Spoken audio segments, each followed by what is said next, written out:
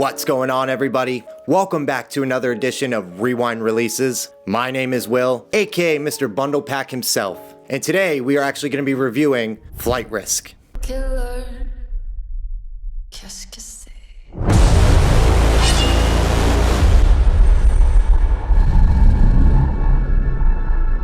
Moretti is very disappointed in you, Winston, and he wants you dead.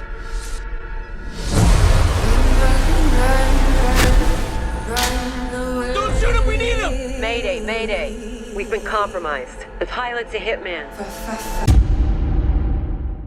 2025's Flight Risk was directed by none other than sassy boy Mel Gibson. Who the f*** wants to eat? Go have something to eat! Hooray!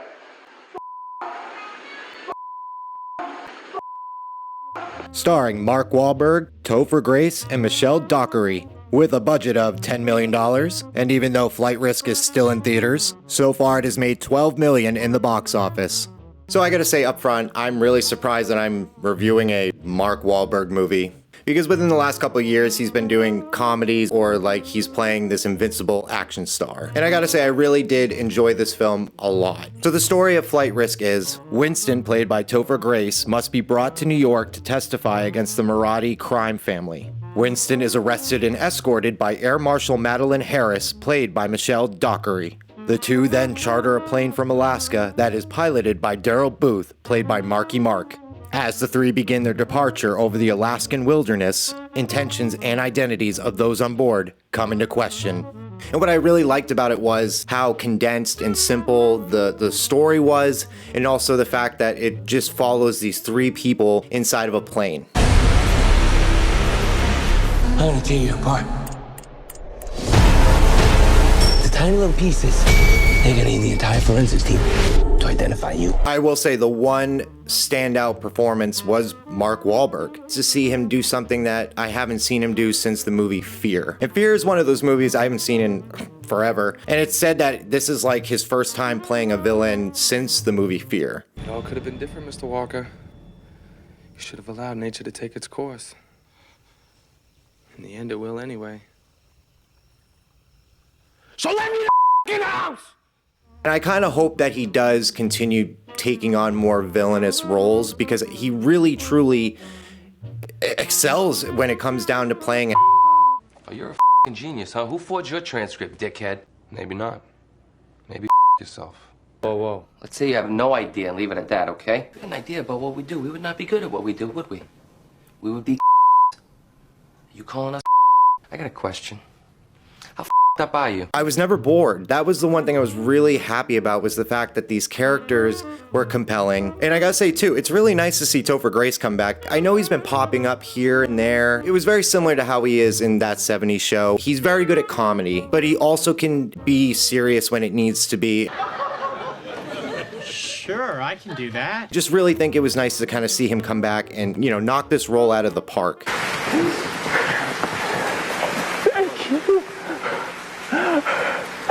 You love me!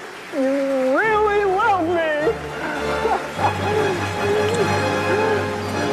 And then you have Michelle Dockery, who plays federal agent, U.S. agent. I said it before, but An idiot sandwich. Idiot sandwich what? she was very good as well. She has this whole backstory, how she ended up killing one of her prisoners by accident. She gave her the chance to be by herself in the shower, but ended up, you know, locking her to one of the railings that you use for old people when they can't get up.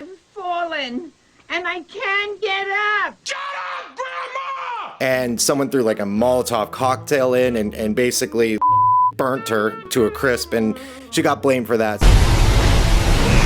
Tell me how to fly this thing, or we will die out here. Clearly, you've mistaken me for somebody who actually gives a I will say I am not a fan of Mel Gibson as a person, but when it comes to his work, I mean, you gotta give the man credit. I mean, you got Passion of the Christ, Hacksaw Ridge, Apocalypto. He had just gone on Rogan, I guess, a little while ago and said that he's actually doing a sequel for Passion of the Christ. I mean, these movies are so well crafted, and the guy has a talent. He's a great actor, but also, you know, his directing skills are just through the roof. You know, it really comes down to separating the man from the work. And I will say, you know, he has done some shitty shit. I won't deny that. I mean, he's said the N-word. And if you get raped by a pack And, you know, said some stuff about Jews. Named Gibson when the script bombed, branding him an anti-Semitic loon who called Jewish people oven dodgers. Ugh. You know, I mean, he's still in the business, so I guess, have people forgiven him? I don't know. I mean, he's definitely done some horrible stuff within his life, but I guess South Park making fun of him and Ricky Gervais shitting on him every year at the Emmys is kind of his little payback. I like a drink as much as the next man. Unless the next man is Mel Gibson. Mel Gibson, come on. No, come on. I'm not going to have a go at him. He's been through a lot. Not as much as the Jews, to be fair. Presenter is beautiful, talented, and Jewish, apparently. Mel Gibson told me that. He's obsessed. And I mustn't mention Mel Gibson this year. I'd rather have a drink with him in his hotel room tonight than with Bill Cosby. Thanks, Ricky, for your input.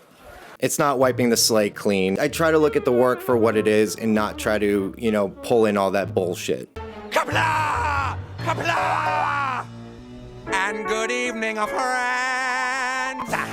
And I also had read that this movie had been filmed in 22 days. I mean, with such a small budget for like, you know, $10 million, they really pushed it and made this movie look spectacular. I mean, the landscape shots, I think they did such a good job of making it feel realistic and also not feel like it's just this plane they built and put it on a set with green screen or on the volume. 1, 2.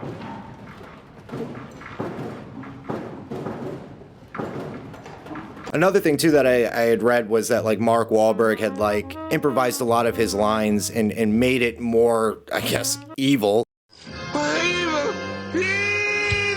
Some of the things he says in this movie are just fucking horrendous. You ever see a face turn its color before? Huh? Another thing too that I had read was Mark Wahlberg actually shaved his head for this film. I guess what I read was that he was trying to make it look similar to the BTK killer. Like, it just looks so funny to see this guy with a bald head. It's that hairstyle that your dad has when he doesn't want to shave his head because he just wants to keep holding on to the hair that he still has.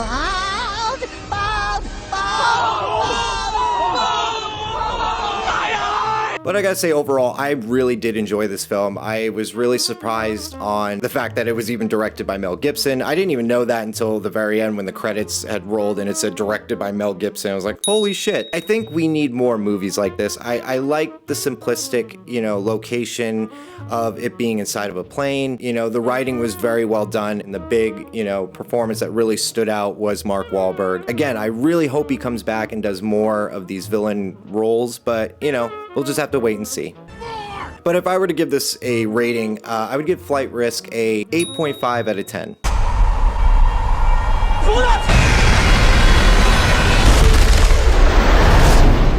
Y'all need a pilot?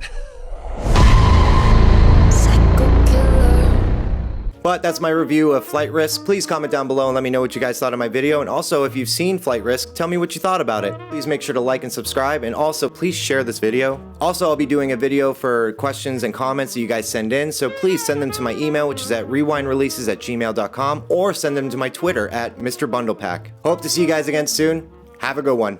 Bye-bye.